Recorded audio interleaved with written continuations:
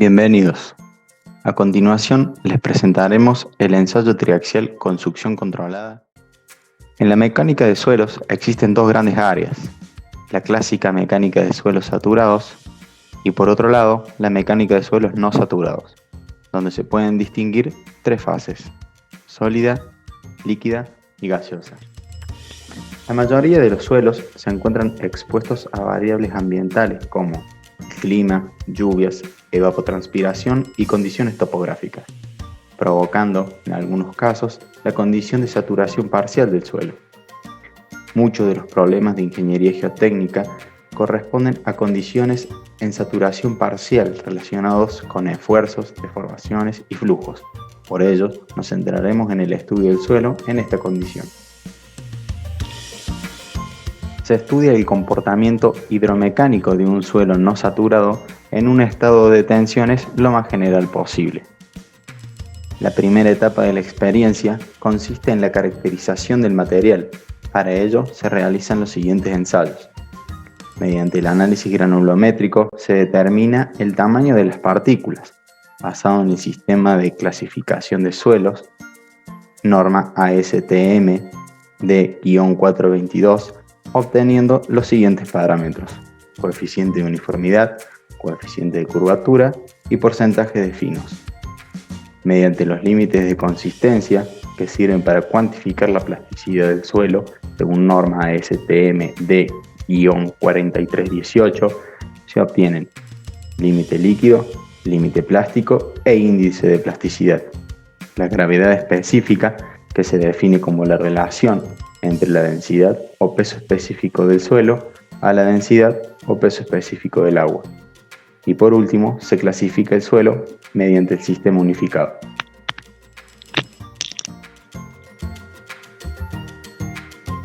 En la segunda etapa, se determina la curva característica de succión en el suelo, SWCC por su sigla en inglés. Es de importancia conocer la curva para entender el comportamiento de suelos no saturados. Para ello, se utiliza el equipo celda de presión TEM, como se muestra en la figura.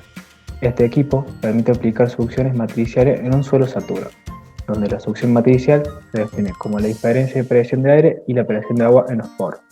Los rangos de succión van desde 0 a 1500 kPa. El equipo permite obtener la curva característica de succión en el suelo utilizando solo una muestra. Sus principales componentes son la celda de presión de acero inoxidable, que incluye las válvulas y conexiones necesarias para realizar el desairado del sistema y medir la difusión de aire, y el panel de presión. Para realizar el ensayo se utilizaron 6 piedras porosas, cada una de 5 bares, las cuales fueron saturadas durante 8 horas antes de ser usadas. También es importante mantenerlas saturadas durante el ensayo. El material a utilizar fue preparado y mezclado con un 10% de humedad y es introducido en un molde cúbico de 15 centímetros de lado. Una vez que el material suelto fue manualmente compactado, es llevado a la celda de carga triaxial para poder ser compactado estáticamente. Concluido el proceso de compactación, se corta la muestra en forma cilíndrica de 5,67 centímetros de diámetro y 2,3 centímetros de altura. Finalizar el proceso de preparación de la muestra, se mide el grado de saturación de la misma, que debe ser del 100%, y se la coloca dentro del equipo.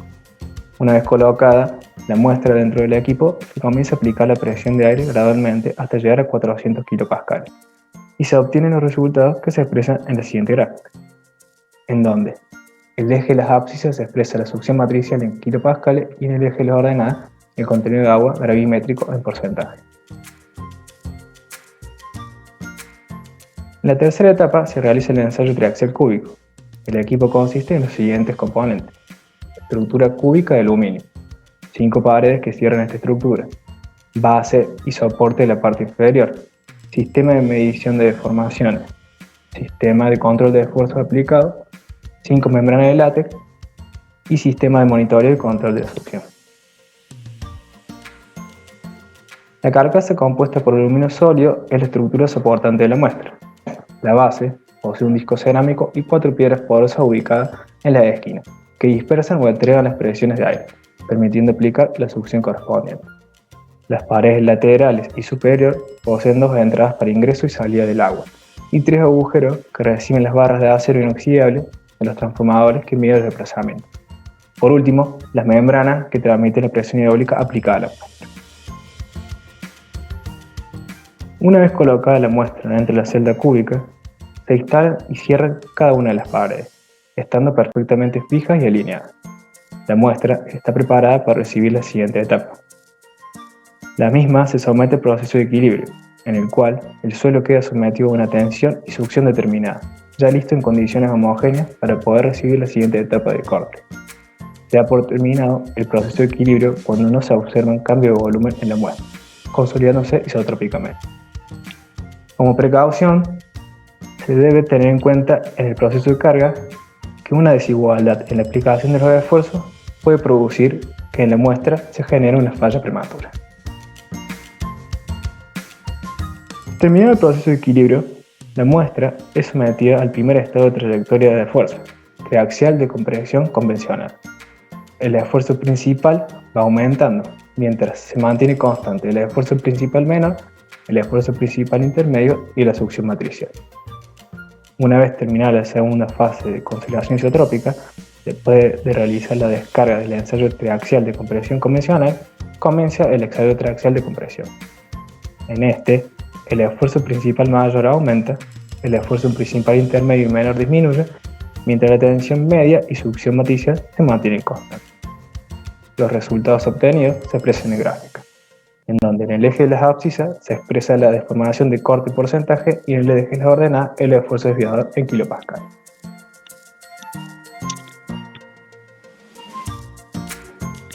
Como conclusión, podemos decir que este tipo de estudio está relacionado al comportamiento de suelos no saturados, tiene importancia en zonas tropicales, donde las condiciones climáticas producen una variación del nivel freático y por lo tanto modifican las presiones de poro.